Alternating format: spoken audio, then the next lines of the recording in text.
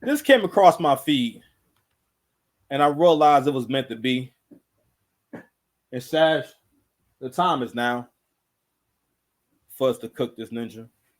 You always get compared to ninjas like this, you know what I'm saying? Because in the hood, you're raised to think that ninjas like this is masculine. And don't get me wrong. I think guys like this, what's supposed to teach you is that it's important to be on point, you know what I mean, and be ready for war. And the power, all right, and the confidence that comes from a man being ready for war. So that's why I keep telling you, you need to be trying to learn some kind of self-defense, whether it's boxing, jiu-jitsu, you know what I'm saying, something, so you know how to handle yourself. Learn how to fire a firearm. You know what I mean? I'm like, yo, I ain't firing like my first firearms like recently. You know what I mean? You know, that's something you should be comfortable with by the time you my age. You know what I mean? Because again, you're prepared for any situation. Now, of course, we live in a time too civilized for you to ever really need to have to hurt anyone or have to have to shoot somebody and whatnot. But trouble comes when it comes, and you gotta always be ready. You know what I mean? So we'd be wrong on one level. I think we do need dudes who have that warrior spirit like this, right? But the issue is this, y'all. The dope boy gangbanger archetype is something that needs to be done away with, or the brothers that's involved in that got to add more structure to that and look to legitimize that. You know what I'm saying? And I can only do that by changing the image and changing who gets to speak. All right, and what it means. I'm like, yo, I got a lot of power. Yeah. I got numbers. At any time, the person who's leading them brothers could say, listen, this is what we doing. It's 100 of us, it's 100 of us and whatnot. You can't make no money off that. It's 100 of y'all. Gotta do shit for free anyway, right? Yeah. But anyway, and guys like this also skew black men's idea of masculinity. Because what it really is that this is a nigga that's want to crash out over anything. He has no plans for the future, and he don't believe in nothing, and he don't really have no code. I'm saying, like, for the most part, he takes pride in chaos and destruction. All right, but the way he say, and this is a beautiful talent that all black folks have, where we're able to express things in a way where it can be so relatable, it can be so enjoyable, but it can also be like the worst that you ever heard. Check him out. Oh, where you from? I'm from Lakewood, Crip. You mean where I'm from, nigga? You're like, man. I'm like, what that supposed to mean? You're like, man, I'm out of here. This not even my module. I'm like, come back. Hey, I'm trying to call my homies at the trustee. By here. This motherfucker is shaking left and back. He coming down the thing. He dragging his mat down the tier. I'm like, where you from? He like, so he's telling a story about this. This is the worst day of that brother's life. And this guy's arriving. I'm assuming dude's arriving to jail. So you are already in there, and you know how it is and whatnot, right? And this is one of them niggas that, yo, listen. Who are these niggas? I cried last one. You know what I'm saying? We need to stay away from these niggas. One of the type of niggas you gotta stay away from. So my man's having probably the worst day of his life. He being separated from his family. This life as he knows it and whatnot, and he want to press the nigga about where he from because apparently that's a game banging thing. It's like it's basically for the purposes of I want to know who you affiliated with because I want to be violent with you for no reason. Like, if you was on foot, and it may still happen now. If you was on foot around my age and whatnot, yo, a nigga asks you, yo, who you know around here? Who you know around here, because he asks him so he knows that, all right, what's going to happen if I'm violent with you, if I want to just violate you. You know what I mean? And this is also what happens when no mentorship. And our Buddhist practice, we've had one of the greatest mentors in the Keita Sensei, rest in peace. And your leadership is really important. I'm saying what you speak power into is really important. This is what it is when you ain't got no leadership, bro. Let's go ahead and check them out on album 22. Real quick, man. Real quick. 1 2 1 2. Is his name? Let's see. 4EXTRAA. Adam. Oh, you found that. Oh, another. Let me see something.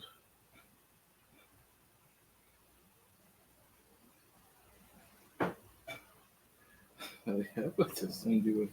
How you gonna go in there? You older, you know what I'm saying? You ain't even gonna be doing no fighting. Really? Nah, hell no. I feel like there's probably gonna be people in there who have a grievance with me. Nah, hell no. Do you think I should roll with the whites? Nah, you gonna go in there wrong with the blacks. For real? Yeah, you gonna go in there wrong with the Or blacks. I could be He got a whole different tone for this white man. You fucking coon. I'm sorry to curse. You freaking coon, man. You got all these stories about being violent with black men who ain't did ish too. Y'all, I put everything on the fact that Adam 22 could call him the N-word. Call him, you know what I'm saying? He can see Adam 22 can say whatever he wants to him. He ain't gonna do nothing.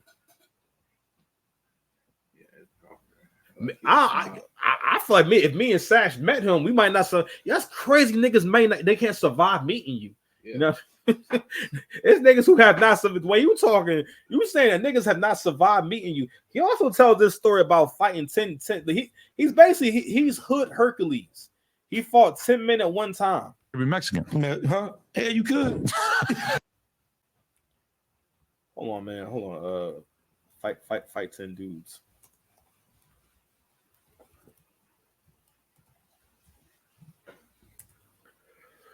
How's it going? Is it tragic?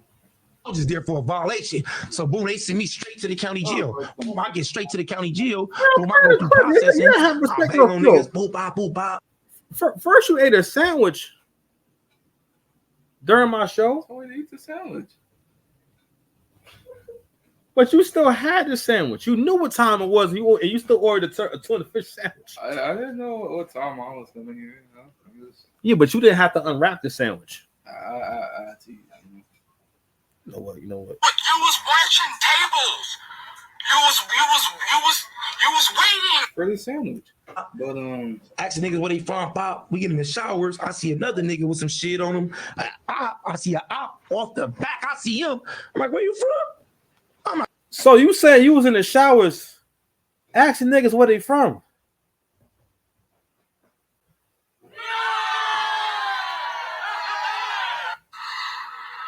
are we talking about, bro? Wait. Yo, it's like Sash. No, actually, you know what? X-Cap. I accuse you of capping. Yo, so I'm like, unless you was in there with some grippies on or something like that, like some no slip socks, are you about to tell a story about you fighting niggas naked in the shower? Still not the worst jail story I've heard, man. All jail stories are terrible. No, nothing good ever happens in jail. I can't get over the clip of that white guy saying that he used to slide knives to people and tell them that they have to fight for their booty. Like from him? Yes. All right, well, I'm just glad that he's not here. Like he's not here. Yeah. I can't deal with a nigga that's gonna give me a knife. Like, you want a knife fight? That's what I'm saying. I don't got time for nothing like that, bro. I don't got time for nothing like that. I'm out. Get up out of them relationships. For real, I'm out. Like I'm out. You understand? Out. So hold on. All right. So he about to get into a fight about. I'm like, oh, nigga, on Vernon Avenue, we about to get in. So not an op you already knew, just someone. Off the back. But you never seen him before in your life. Oh yeah, no, off the back. No, but soon as I see his tattoos, where you from? Hold on. So this is a complete stranger to you. So you want to fight the nigga for his tattoos? Oh, 40 could about to get on Vernon Avenue. So boom, we naked though. We naked, asshole naked in the shower. On 40, come out just talking to my homie the other day about this. We naked in the shower though. You know, because you know, in a long shower, like when you get processed in, they take on. Okay. I said, let him cook.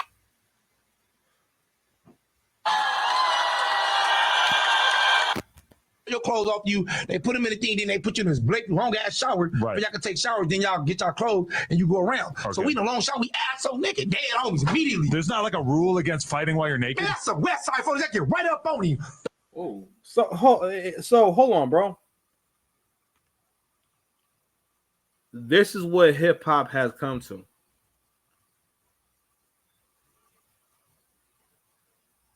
He here because he rap. But he's not talking about his album. He's not talking about what he got going on. Live minstrel show. So the black man, you're constantly compared and made to feel like you have to measure up or compete with this kind of ninja. I never forget, yo. That same Dusty always tell you about. We don't call it what it is, Dusty. I remember I was going to see my bud guy. My bud guy lived over there on Grafton. That's like in North. And I remember I used to go in there. I mean, it wasn't the worst place, but I ain't gonna lie. You go up in there, it's ninjas hanging out outside and standing around, which always makes the place look really rough. You know what I mean? It was like a little housing complex and whatnot. You feel me? So I used to always get nervous. We were waiting for him to come outside and whatnot. And I remember she was with me one time when I think I was getting a little dime back, something like that. It's back when he still had those. A dime or 20, something like that. So in my mind, like I knew that I'm educated, you know what I'm saying? I have like a whole future, and this and that. And I never thought of him as ever being like any kind of competition for me necessarily. Like, because we was cool, right? It's no knock to him. But like he was a real like a super duper hood cat. I mean, covered in tattoos, you know what I mean? We was selling bud, you know what I mean? Unstable, got mad kids and stuff like that. And I remember I think that I gave her his number and whatnot. After one time when I came through, I remember her asking me on more than one occasion. She says, so that guy, who is he to you? And I'm like, I think I answered her. And I think she asked me again, and then she was like, I'm about to ask you, like, who was on, who was on what's name to you? I'm saying, like, how cool, basically, how close are y'all? And then she says, yeah, so because he asked me on the date and everything, and I'm like, oh wow, you know what I mean? That's okay, and I'm over here like, what you telling me for? You know what I'm saying? Because in your mind, you're thinking that because it wasn't like he was like some flashy dude or like he was like a high end like pot dealer and nothing like that. Nah, this is a rough around the edges. This is a rough around the edges hood thing. But at the time, I didn't understand that she related to him more. At the time, because again, black folks have this thing about trying to make everyone equal.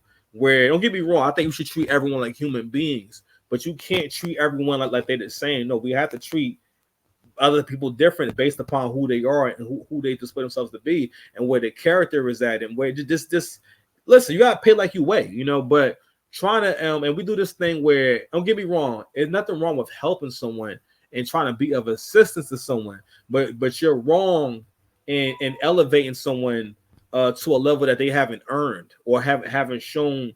Like if someone doesn't put the work in to come across as respectable and put work into their appearance, that's how. So it's one of the first things that lets me know how to treat you is your appearance, your grooming. You know what I mean, how much you spend on your clothes, how your clothes fit you, your weight, stuff like that. All that stuff lets me know what I should think about you. You know what I mean? It's along with other status symbols. You know what I mean? But people have to earn respect. I think everyone deserves basic respect, but people have to earn respect. But when we do this thing, we feel like, all right, like for example, with the Lil Durk thing, where we basically say, all right, I know you live that dirt bag lifestyle, but we're gonna give you the keys to the city, and you know what you communicating to young men?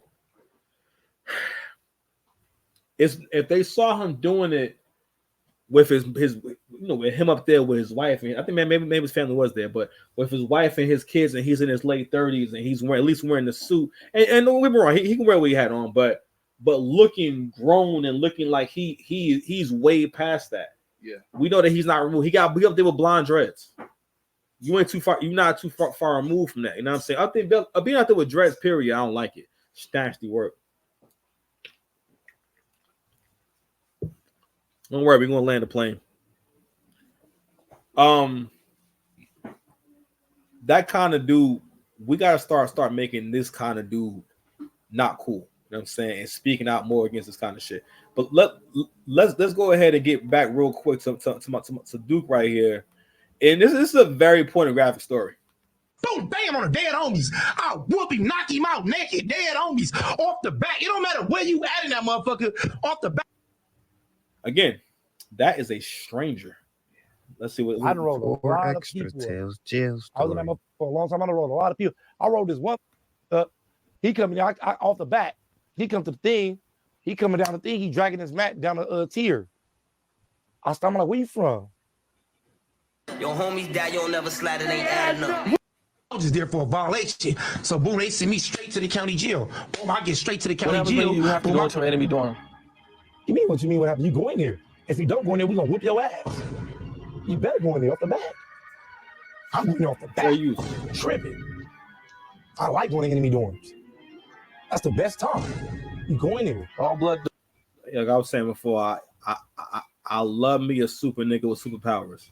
He basically saying, yo, he has superpowers.